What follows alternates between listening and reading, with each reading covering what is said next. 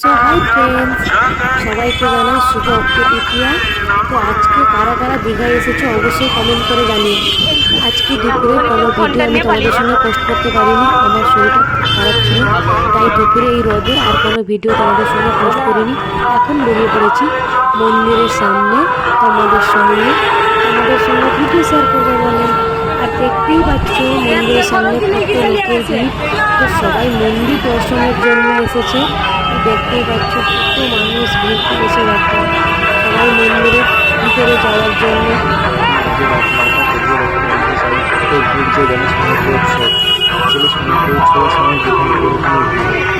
আজকে যে জগন্নাথ মন্দির এতটা ভিড় হলো যে জমা হলো আমরা ভাবতেই পারিনি। আমরা যখন গেছিলাম মন্দিরে যাওয়ার জন্য এতটাই ভিড় ছিল যে আমরা মন্দিরে যাওয়ার ঝুঁকিটাও করতে পারিনি, সেভাবে শেয়ারও করতে পারিনি সবার সঙ্গে।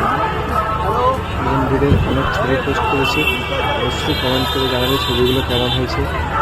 আজকে কারা কারা দীঘায় এসেছে এবং আমাদের ভিডিওটা দেখেছে তারা অবশ্যই কমেন্ট করে জানাবে। কিন্তু আজকে যারা যারা আসেনি সবাই কালকে চলে আসবে, কালকে সবাই ভিতরে দর্শন করতে পারবে। আর যেটা কথা হলো, সন্ধ্যার সময় মন্দির বন্ধ হয়ে যায়, তো সন্ধ্যার আগেই সবাই দর্শন করে নেবে, নাহলে সন্ধ্যার পরে এলে কিন্তু ঠাকুরের দর্শন করতে পারবে না।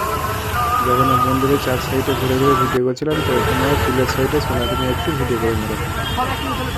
আজকে অক্ষয় তৃতীয়া সোনা কেমন লাগছে অবশ্যই সবাই কমেন্ট করে জানাবে।